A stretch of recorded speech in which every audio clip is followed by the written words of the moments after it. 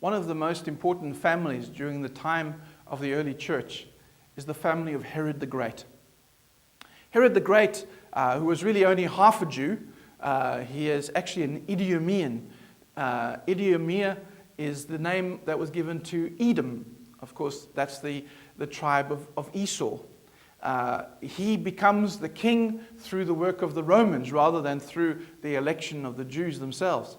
And in fact, in many ways, becomes somewhat of a hated figure within Judaism.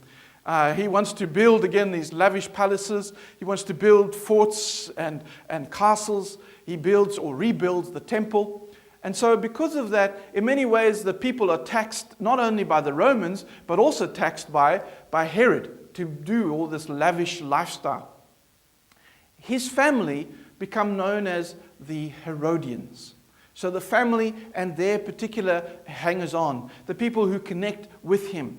And I think that what you need to see here is that they were there only for the political reasons. They were there only for the power reasons. He is the king of the Jews. And as the king of the Jews, he felt that he had all the authority that he wanted. And of course, the family continues to feel that that was their right to have that relationship in that space.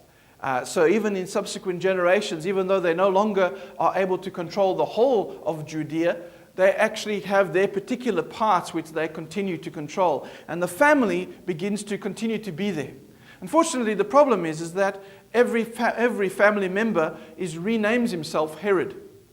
And so even though we find Herod or King Herod mentioned often within Scripture, we need to keep realizing that this is not necessarily the same one. It's not Herod the Great, because Herod the Great, of course, dies in 4 BCE. So he dies before Jesus becomes an adult. And so during Jesus' time, it's actually his brothers, or at least his sons, that are the ones who continue the process of leading. Now the Herodians, therefore, are not seen with any particular light by the Pharisees or the Sadducees. For both of them, Herod would actually have been an outsider, a usurper, taking over the throne of the Jews. And yet again, in the Gospels we see that Herod, or the Herodians, actually find common ground with the Sadducees and the Pharisees.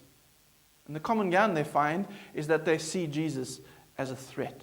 The Herodians look at Jesus and think, are you going to be the one who tries a revolt against us? We find out from the Jewish historian Josephus, that the real reason that John was thrown into prison was not because of his religious realities, but rather because they believed that he was going to be a revolutionary, that he was going to be like Bar Kokhba later on, who was going to try and revolt against the Herodian overlordship. And so that's why Herod put him into jail, and in fact why Herod cut off his head. Of course, the Bible doesn't refer to that, and the reason why is because the Bible doesn't care about the political realities. The Bible isn't involved in those political machinations of the Herods. What the Bible was more interested in saying is that when political leaders are there only for their own ends, that's when so often the excesses occur and the problems occur within the society. We only have to look around to see that reality. What is interesting is how Jesus responds to the Herodians. When Jesus is brought before Herod, almost as a curiosity item, Herod asks him questions. And it's interesting what Jesus does, is he remains completely silent. In many ways, I think it is a model in terms of how we deal with political authority which has gone bad. If we start revolting against it, so often the truth of it is that we become that which we revolt against. What Jesus does is he remains silent, for he realizes that his kingdom will last long, long after the kingdom of Herod.